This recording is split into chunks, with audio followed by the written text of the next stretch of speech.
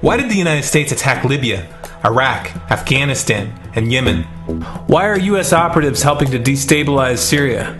And why is the United States government so intent on taking down Iran, in spite of the fact that Iran has not attacked any country since 1798?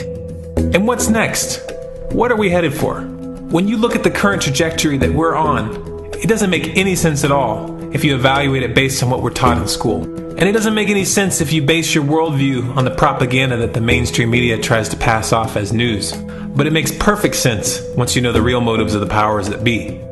In order to understand those motives, we first have to take a look at history. In 1945, the Bretton Woods Agreement established the dollar as the world reserve currency, which meant that international commodities were priced in dollars. The agreement, which gave the United States a distinct financial advantage, was made under the condition that those dollars would remain redeemable for gold at a consistent rate of $35 per ounce. The United States promised not to print very much money, but this was on the honor system, because the Federal Reserve refused to allow any audits or supervision of its printing presses. In the years leading up to 1970, expenditures in the Vietnam War made it clear to many countries that the U.S. was printing far more money than it had in gold. And in response, they began to ask for their gold back. This, of course, set off a rapid decline in the value of the dollar. The situation climaxed in 1971 when France attempted to withdraw its gold and Nixon refused. On August 15th, he made the following announcement. I have directed the Secretary of the Treasury to take the action necessary to defend the dollar against the speculators. I have directed Secretary Connally to suspend temporarily the convertibility of the dollar into gold or other reserve assets, except in amounts and conditions determined to be in the interest of monetary stability and in the best interest of the United States. This was obviously not a temporary suspension, as he claimed, but rather a permanent default. And for the rest of the world who had entrusted the United States with their gold, it was outright theft. In 1973, President Nixon asked King Faisal of Saudi Arabia to accept only US dollars as payment for oil and to invest any excess profits in US Treasury bonds, notes, and bills. In return, Nixon offered military protection for Saudi oil fields. The same offer was extended to each of the world's key oil-producing countries, and by 1975, every member of OPEC had agreed to only sell their oil in US dollars. The act of moving the dollar off of gold and tying it to foreign oil instantly forced every oil-importing country in the world to start maintaining a constant supply of Federal Reserve paper. And in order to get that paper, they would have to send real physical goods to America. This was the birth of the petrodollar. Paper went out, everything America needed came in, and the United States got very, very rich as a result. It was the largest financial con in recorded history.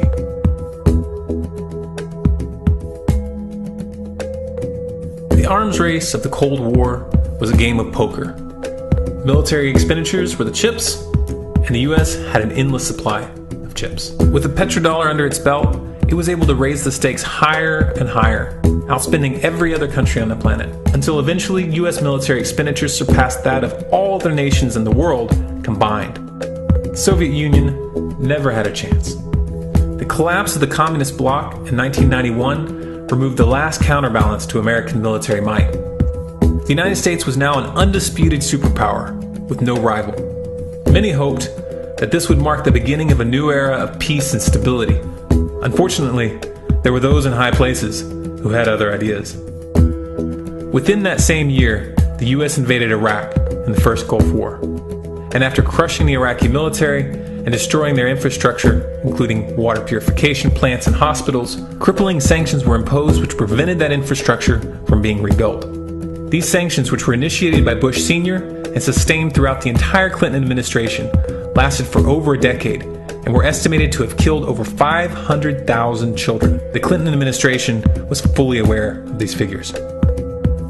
We have heard that 500,000 children have died. I mean, that's more children than died in Hiroshima.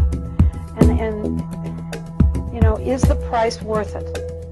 I think this is a very hard choice, but we think the price is worth it. Miss Albright, what exactly was it that was worth killing 500,000 kids for? In In November of 2000, Iraq began selling its oil exclusively in euros. This was a direct attack on the dollar and on U.S. financial dominance, and it wasn't going to be tolerated. In response, the U.S. government, with the assistance of the mainstream media, began to build up a massive propaganda campaign claiming that Iraq had weapons of mass destruction and was planning to use them. In 2003, the U.S. invaded, and once they had control of the country, oil sales were immediately switched back to dollars. This is particularly notable due to the fact that switching back to the dollar meant a 15 to 20% loss in revenue due to the euro's higher value. It doesn't make any sense at all unless you take the petrodollar into account. So I came back to see him a few weeks later, and by that time we were bombing in Afghanistan. I said, "Are we still going to war with Iraq?" And he said, "Oh, it's worse than that." He said, he reached over on his desk, he picked up a piece of paper, he said, I just got this down from upstairs, meaning the Secretary of Defense's office today, and he said, "This is a memo that describes how we're going to take out 7 countries in 5 years, starting with Iraq and then Syria, Lebanon, Libya, Somalia, Sudan, and finishing off Iran. Let's take a look at the events of the past decade and see if you see a pattern. In Libya, Gaddafi was in the process of organizing a bloc of African countries to create a gold-based currency called the dinar, which they intended to use to replace the dollar in that region. US and NATO forces helped destabilize and topple the Libyan government in 2011, and after taking control of the region, US armed rebels executed Gaddafi in cold blood and immediately set up the Libyan Central Bank. Iran has been actively campaigning to pull oil sales off of the dollar for some time now, and it has recently secured agreements to begin trading its oil in exchange for gold. In response, the US government, with mainstream media assistance, has been attempting to build international support for military strikes on the pretext of preventing Iran from building a nuclear weapon. In the meantime, they established sanctions which US officials openly admit are aimed at causing a collapse of the Iranian economy. Syria is Iran's closest ally, and they are bound by mutual defense agreements. The country is currently in the process of being destabilized with covert assistance from NATO, and though Russia and China have warned the United States not to get involved, the White House has made statements within the past month indicating that they are considering military intervention. It should be clear that military intervention in Syria and Iran isn't being considered. It's a foregone conclusion, just as it was in Iraq and Libya. The US is actively working to create the context which gives them the diplomatic cover to do what they already have planned. The motive for these invasions and covert actions becomes clear when we look at them in their full context and connect the dots. Those who control the United States understand that even if a few countries begin to sell their oil in another currency, it will set off a chain reaction and the dollar will collapse. They understand that there is absolutely nothing else holding up the value of the dollar at this point, and so does the rest of the world. But rather than accepting the fact that the dollar is nearing the end of its lifespan, the powers that be have made a calculated gambit. They have decided to use the brute force of the US military to crush each and every resistant state in the Middle East and Africa. That in itself would be bad enough, but what you need to understand is that this is not going to end with Iran. China and Russia have stated publicly and on no uncertain terms that they will not tolerate an attack on Iran or Syria. Iran is one of their key allies, one of the last independent oil producers in the region, and they understand that if Iran falls, then they will have no way to escape the dollar without going to war. And yet the United States is pushing forward in spite of the warnings. What we are witnessing here is a trajectory that leads straight to the unthinkable. It's a trajectory that was mapped out years ago in full awareness of the human consequences.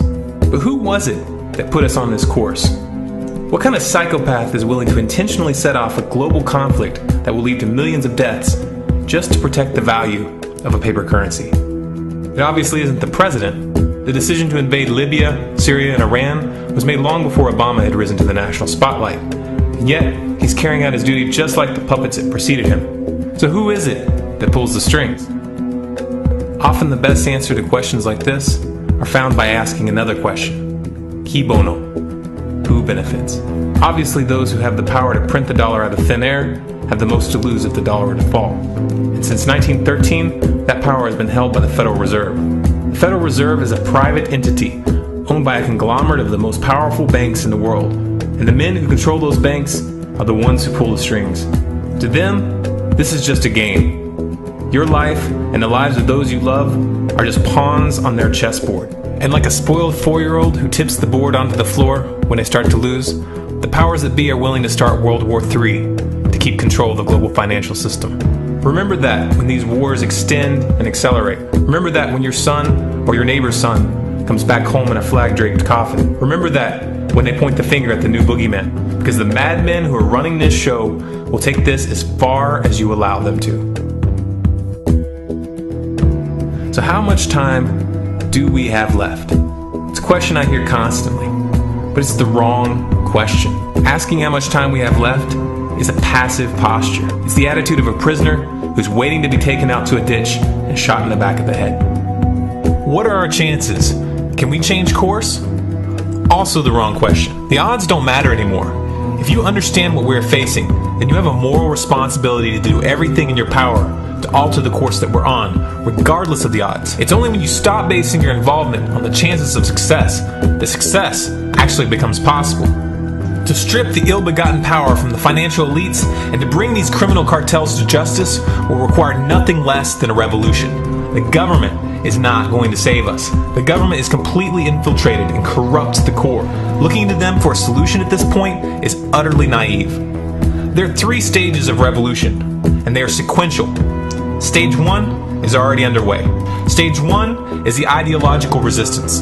In this stage, we have to actively work to wake up as many people as possible about what is happening and the direction we're headed. All revolutions originate from a shift in the mindset of the population, and no other meaningful resistance is possible without it. Success in this stage of the game can be measured by the contagion of ideas. When an idea reaches critical mass, it begins to spread on its own and seeps into all levels of society. In order to achieve that contagion, we need more people in this fight.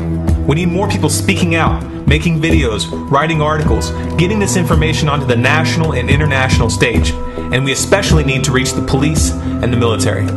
Stage 2 is civil disobedience, also known as nonviolent resistance. In this stage, you put your money where your mouth is, or more accurately, you withhold your money and your obedience from the government, and you do everything in your power to bring the gears of the state to a halt. Practiced in mass, this method alone is often enough to bring a regime to its knees. However, if you fail at this stage, Stage 3 is inevitable. Stage 3 is direct physical resistance. Direct physical resistance is the last resort, and it should be avoided and delayed as long as possible. And it should only be invoked after all other options have been thoroughly exhausted. There are those who talk tough and claim that they will resist when the time comes. But what those people fail to realize is that if you are inactive during the first 2 stages and save your efforts for the last resistance, then you will fail. When the Nazis were moving door to door, dragging people out of their homes in Germany, that was the time to fight back physically. But due to the lack of ideological resistance and civil disobedience leading up to that moment, even an armed uprising would have likely failed at that point. An armed uprising can only succeed if the people have established an attitude of active resistance. And active resistance is only possible after their minds have broken free from the mainstream propaganda. If you want to fight back, it's now or never. You're not going to get another chance, and the stakes are far higher than they were in Nazi Germany.